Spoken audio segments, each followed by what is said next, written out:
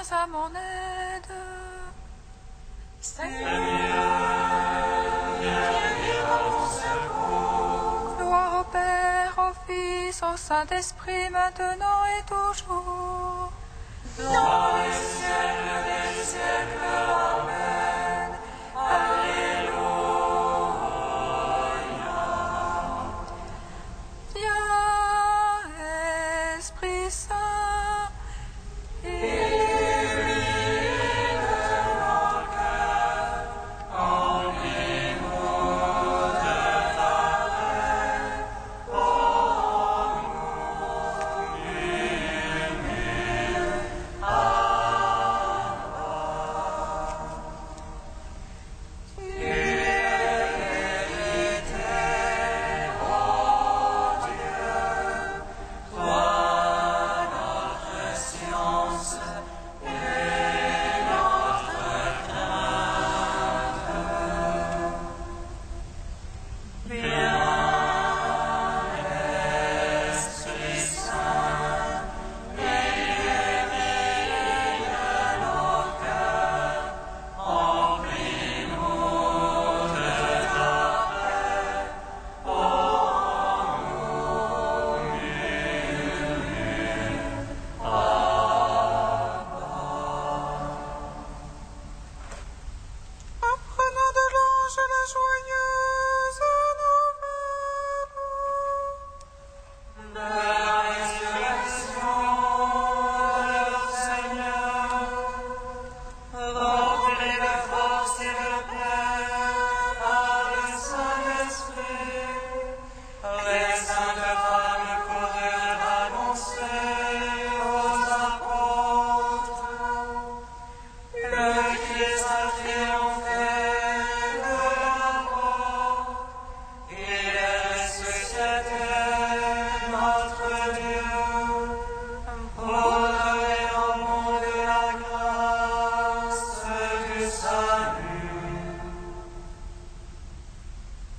Apprenons de l'ange la joyeuse nouvelle de la résurrection de notre Seigneur. Remplis de force et de paix par le Saint-Esprit. Les saintes femmes coururent annoncer aux apôtres: le Christ a triomphé de la mort.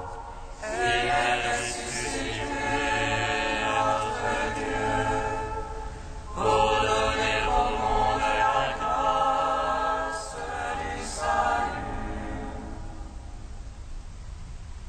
Apprenons de l'ange la joyeuse nouvelle de la résurrection de notre Seigneur. Remplis de force et de paix par le Saint-Esprit. Les saintes femmes coururent annoncer aux apôtres: le Christ a triomphé de la mort.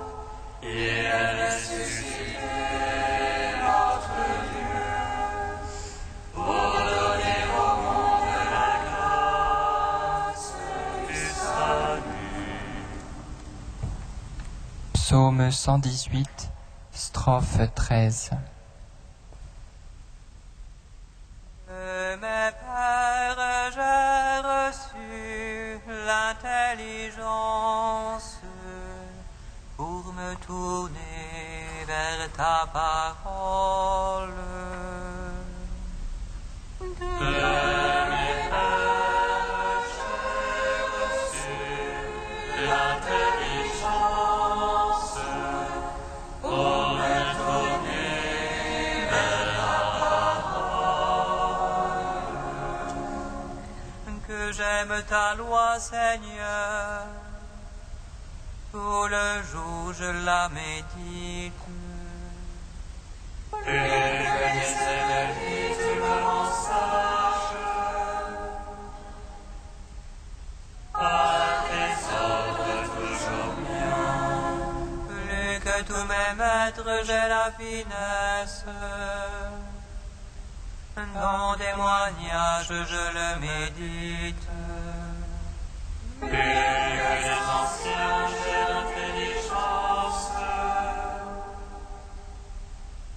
Les préceptes, je les garde. À tout chemin de mal je me soustrais pour observer ta parole. Mais les jugements, je ne me suis détourné.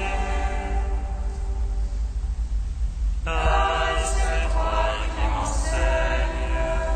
Quelle est douce à mon palais ta promesse, plus que le miel à ma bouche. Par tes préceptes, j'ai l'intelligence. Et je vais tout chemin immonde.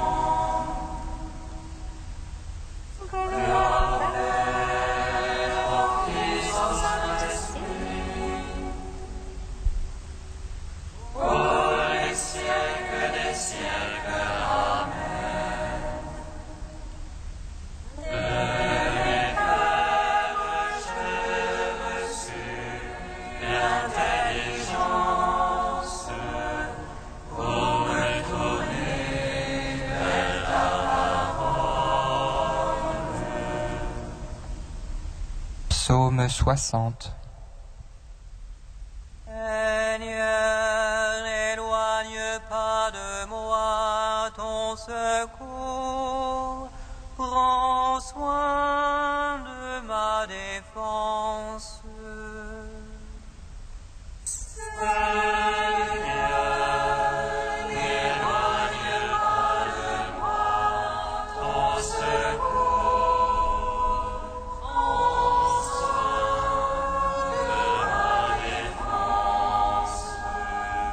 Écoute, ô Dieu, mes cris. Sois attentif à ma prière. Du haut de la terre, je t'appelle.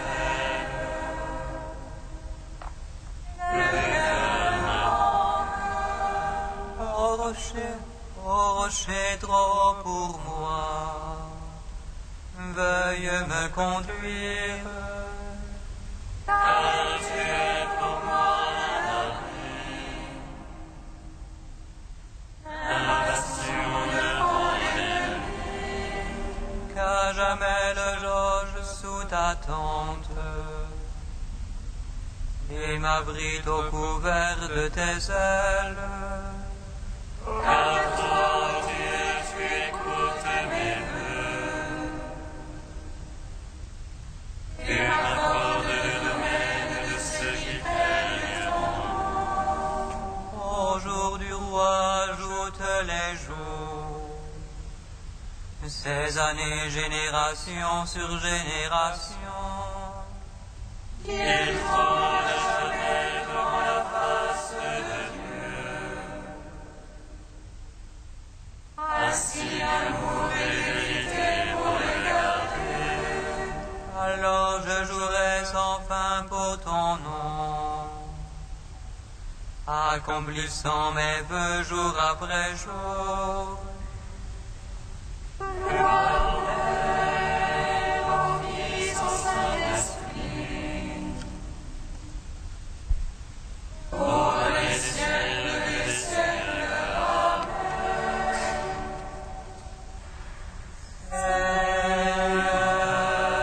N'éloigne pas de moi ton secours. Prends soin de ma défense. Psaume 63. Écoute, ô Dieu, ma plainte, contre l'affaire de l'ennemi, garde ma vie. À la bande des méchants, cache-moi, à la meute de ceux qui font le mal. Ils aiguisent leur langue comme une épée, ils ajustent leurs flèches par la mer.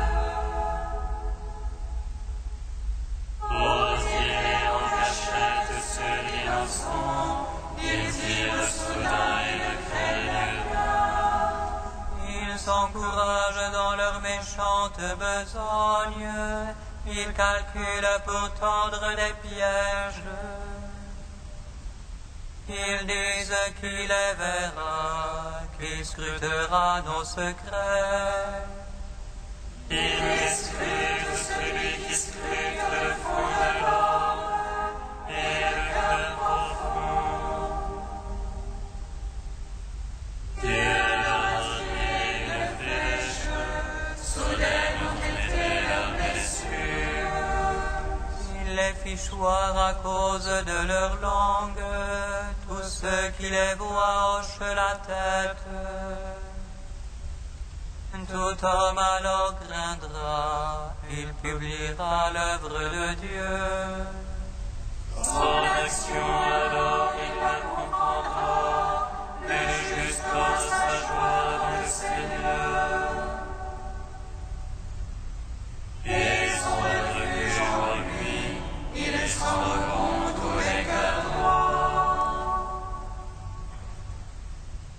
En voulant vers le Tout-Puissant, à son Fils Jésus-Christ le Seigneur.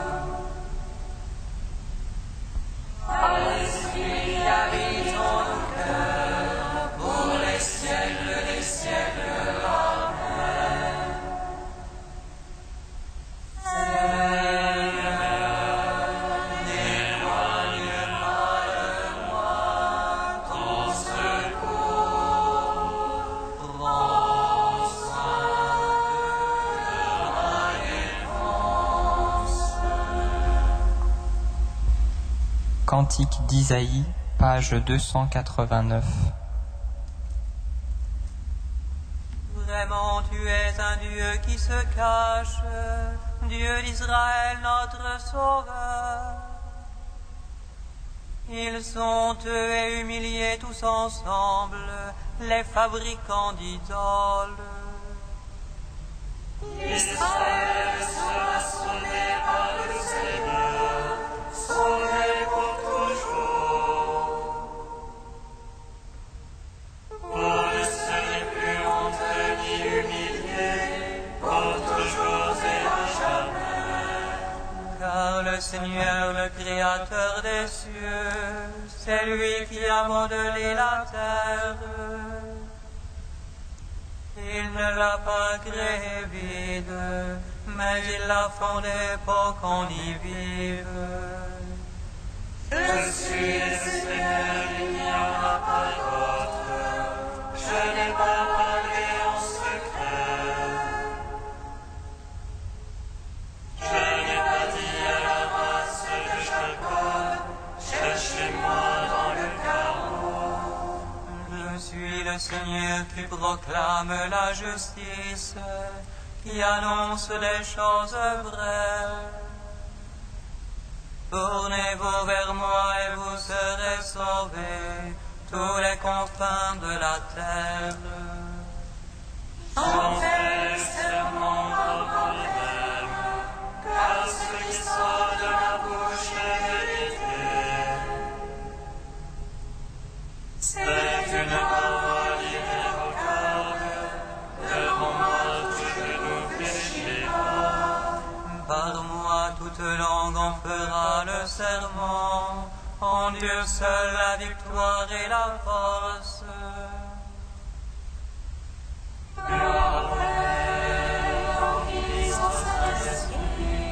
Pour les siècles et siècles. Amen.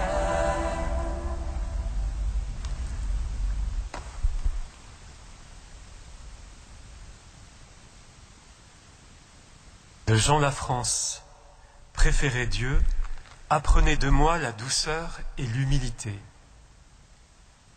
Un regard humble et fasciné par Dieu est délivré par là de toute complication.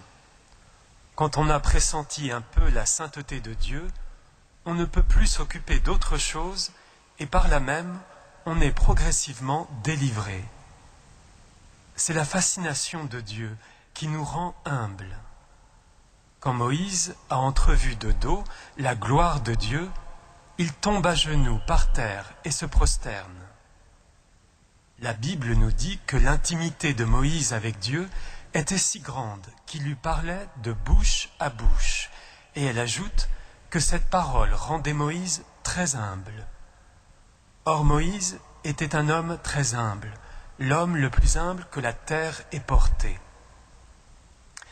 Thérèse d'Avila dit qu'il y a des gens qui passent leur temps à se proclamer pécheurs en se donnant des noms infâmes et qui ne sont pas humbles parce qu'ils n'acceptent pas d'être oubliés ou de s'oublier. Il est tout à fait vain de dramatiser à notre sujet. Ce n'est pas intéressant. Ce qui est intéressant, c'est Dieu. Nous ne valons même pas la peine d'être méprisés. Au fur et à mesure que l'on s'intéresse à Dieu dans la prière, qu'on se laisse prendre par le Gulf Stream de la vie trinitaire, pécheurs ou pas pécheurs, nous acceptons volontiers d'être des serviteurs inutiles, d'être oubliés et de passer au dernier rang en lavant les pieds de nos frères.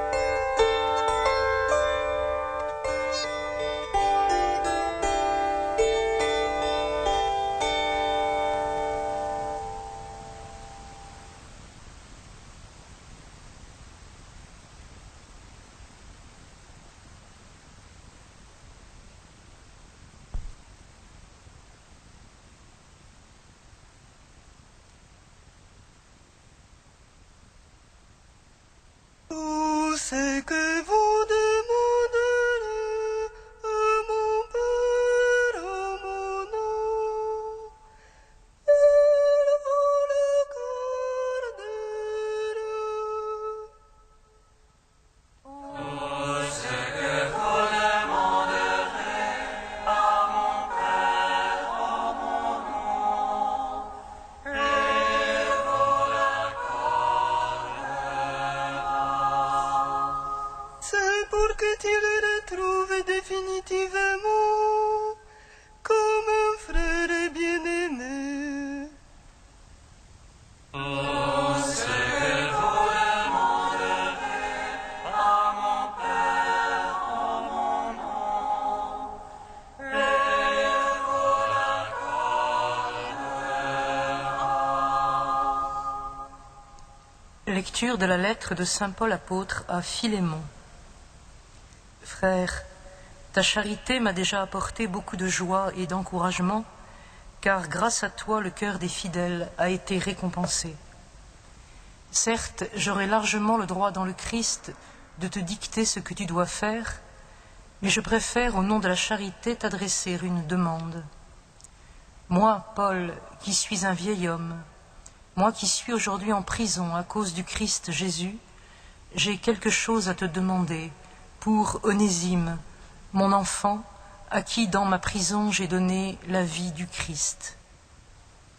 Cet Onésime, dont le nom signifie « utile », ne t'a pas été bien utile dans le passé, mais il l'est maintenant pour toi comme pour moi. Je te le renvoie, lui qui est une part de moi-même. Je l'aurais volontiers gardé auprès de moi pour qu'il me rende des services en ton nom, à moi qui suis en prison à cause de l'Évangile. Mais je n'ai rien voulu faire sans ton accord, pour que tu accomplisses librement ce qui est bien, sans y être plus ou moins forcé. S'il a été éloigné de toi pendant quelque temps, c'est peut-être pour que tu le retrouves définitivement, non plus comme un esclave, mais bien mieux qu'un esclave, comme un frère bien-aimé. Il l'est vraiment pour moi, il le sera plus encore pour toi, aussi bien humainement que dans le Seigneur. Donc, si tu penses être en communion avec moi, accueille-le comme si c'était moi. S'il t'a fait du tort ou s'il te doit quelque chose, mets cela sur mon compte. Moi, Paul, j'écris ces mots de ma propre main, je te rembourserai. Je n'ajouterai pas que tu as aussi une dette envers moi, et que cette dette, c'est toi-même. Oui, frère, fais-moi cette joie dans le Seigneur, réconforte mon cœur dans le Christ. Gloire et louange à toi, ô Dieu vivant. Gloire et louange à toi, ô Dieu vivant.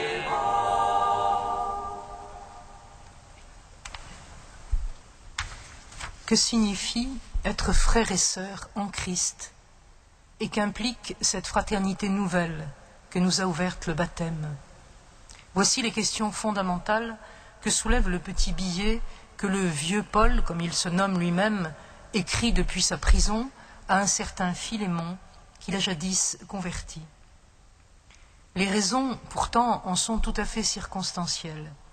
Onésime, un des esclaves de Philémon, a fui son maître, il l'a privé de ses services, peut-être volé, se conduisant ainsi de façon tout à fait contraire à ce que son nom d'utile laissait attendre.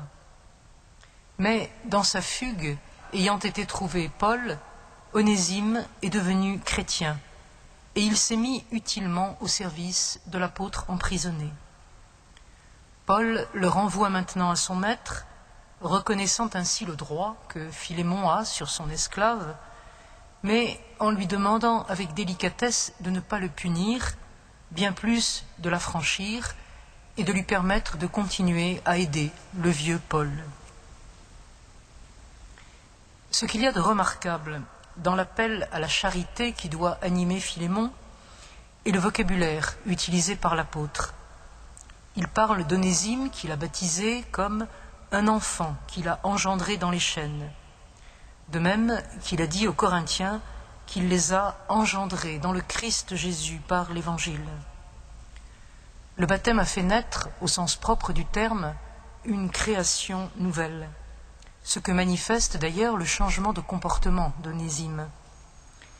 Il ne saurait donc plus être défini par son statut social, il a revêtu une identité nouvelle qui, et c'est là le second glissement de termes intéressant, qui le fait devenir frère de tous ceux qui, comme lui, morts par suite de leur faute, ensevelis avec le Christ lors du baptême, sont aussi ressuscités avec lui. Il t'est rendu pour l'éternité, peut écrire Paul à Philémon, non plus comme un esclave, mais bien mieux qu'un esclave, comme un frère très cher. Leur nouvel être de chrétien, à l'un et à l'autre, transcende les catégories sociales, ou plutôt, sans les détruire, les rend inopérantes. Il n'y a plus ni juif, ni grec, ni esclave, ni homme libre, osait affirmer Paul aux Galates. Il n'y a plus que des frères qui pratiquent la même charité, mais surtout qui partagent la même vocation à la sainteté, le même destin de salut. Il ne peut donc s'agir ici uniquement de sentiments qui s'exprimeraient à l'intérieur de la communauté. Du moins, Paul ne l'entend pas ainsi, puisqu'il prévient Philémon qu'Onésime va lui devenir un frère très cher, et selon le monde, et selon le Seigneur. Ce qui suggère avec discrétion, mais avec fermeté, que ce changement de relation, dû à l'être nouveau qu'ils ont revêtu, ne peut pas ne pas avoir de conséquences concrètes sur le plan humain et social. Il est ainsi soufflé à Philémon, s'il considère vraiment Onésime non plus comme un bien en sa possession, mais comme un être humain auquel le lie la fraternité, de le laisser libre d'aller rejoindre Paul. Cependant, il ne s'agit pas pour l'apôtre de remettre en question l'organisation sociale de son temps. Il met même en garde les esclaves contre tout relâchement de leur part. Quant à ceux qui ont pour maître des croyants, qu'ils n'aillent pas les mépriser sous prétexte que ce sont des frères, qu'au contraire, ils les servent d'autant mieux que ce sont des croyants et des frères bien-aimés qui bénéficient de leur service. Chacun, en somme, reste à sa place, mais change les sentiments qui doivent devenir ceux qui animaient le Christ Jésus et conduisent à imiter son humilité en se mettant au service les uns des autres. Car, et c'est finalement la raison dernière de ce statut commun au maître et à l'esclave, il n'y a qu'un seul maître, celui qui s'est fait serviteur de tous, celui qui nous convie comme lui à servir dans l'humilité pour entrer avec lui dans la gloire.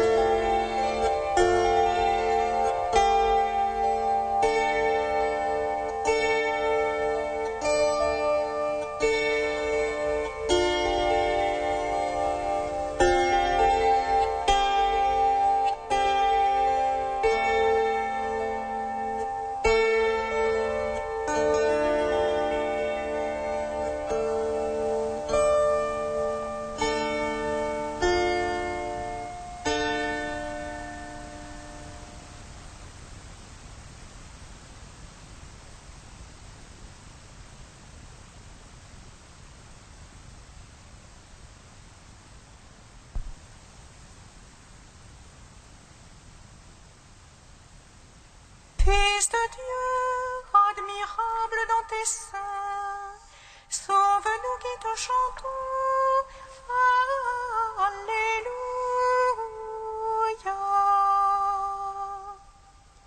Fils de Dieu, admirable dans tes seins, sauve-nous qui te chantons. Alléluia. Seigneur, toi qui crées les mondes et fais jaillir la vie, donne-nous de te reconnaître au cœur de la création, qu'à travers nos progrès dans les sciences, nous parvenions à la véritable connaissance de ta sagesse. Fils de Dieu, admirable dans tes seins, sauve-nous qui te chantons.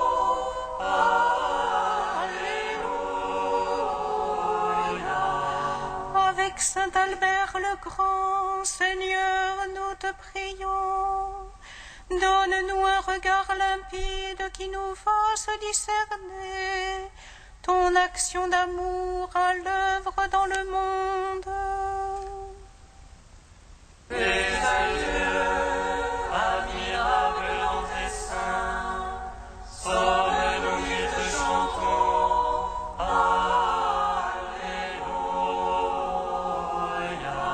Seigneur, tu es la lumière et la vie, que le monde te reçoive et que ta gloire habite notre terre. Fils de Dieu, admirable dans tes seins, sauve-nous qui te chantons.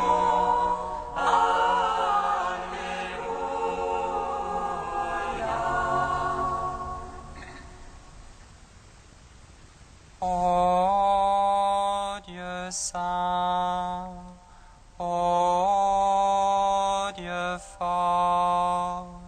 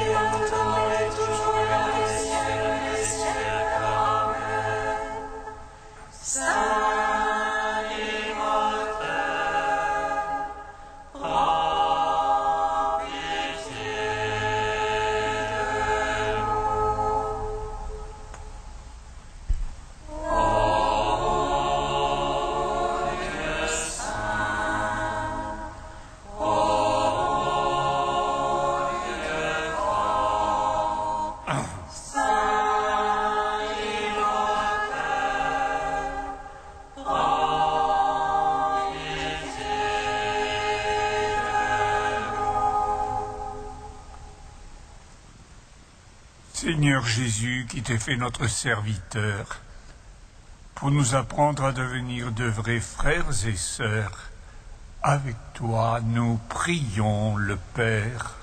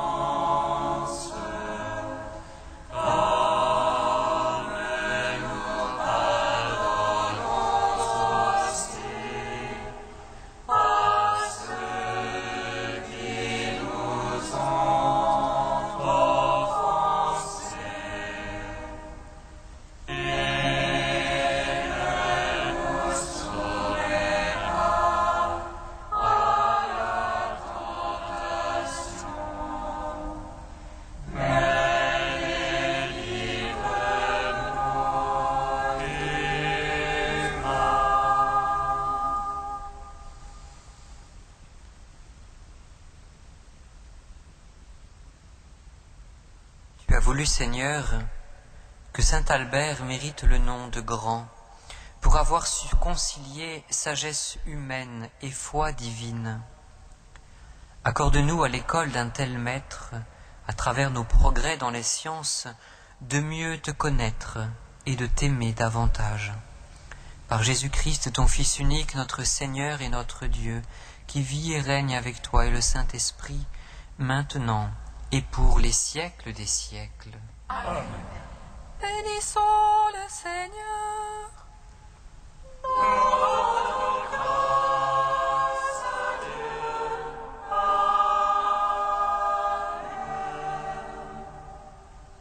L'ange annonça à Marie qu'elle serait la mère du Sauveur. Et elle conçut de l'Esprit Saint. Réjouis-toi, Marie, pleine de grâce, le Seigneur est avec toi. Tu es bénie entre les femmes et le fruit de ton sein est béni.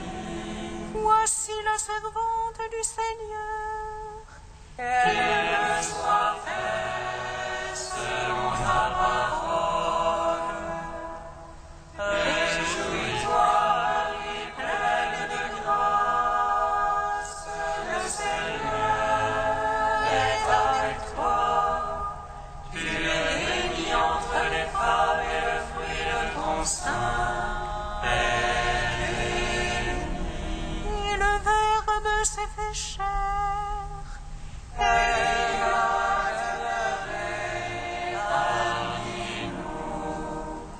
Réjouis-toi, Marie, pleine de grâce, le Seigneur est avec toi. Tu es bénie entre les femmes et le fruit de ton sein est béni. Ô Mère de Dieu, toute belle et sans défaut,